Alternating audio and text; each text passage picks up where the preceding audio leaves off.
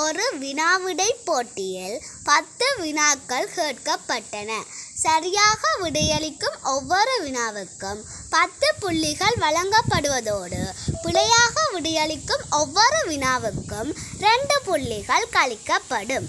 அதற்கேற்ப வினாவிடை போட்டியில் 40 புள்ளிகளை பெற்ற ஒரு மாணவன் சரியாக விடையளித்த வினாக்கள் எத்தனை? இந்த கேள்வியை பார்த்தீங்கன்னு சொன்னால், இப்போ ஒரு வினாத்தால் 10 கேள்வி கேட்கப்படுது. ஒரு கேள்வி சரி என்று சொன்னால் 10 புள்ளி. இப்போ அந்த வினாத்தால் 100 புள்ளிகளுக்குரியது. 10 தர 10 100 புள்ளிகளுக்குரியது. ஒரு கேள்வி பிழை என்றால் நாங்கள் எடுத்த மார்க்ஸில் இருந்தும் 2 புள்ளி கழிக்க போயிடும்.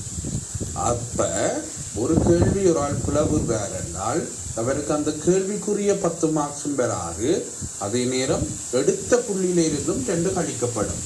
அப்போ ஒரு கேள்வி பிழை என்று சொன்னால் அவர் 12 புள்ளிகளை இழப்பார். அப்போ ஒரு கேள்வி பிழை என்று சொன்னால் அவர் 12 புள்ளிகளை இழப்பார்.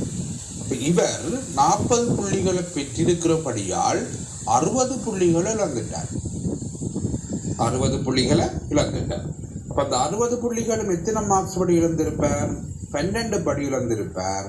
அப்போ 60 12ஆல் பிரித்தால் 5 என்றது பிழைகளின் எண்ணிக்கை. அப்போ மொத்தம் 10 கேள்வி உள்ளபடியால் 10லிருந்து 5 கழித்தால் 5 கேள்வி சரியா இருக்கும், 5 கேள்வி பிழையா இருக்கும். ரைட்? நன்றி.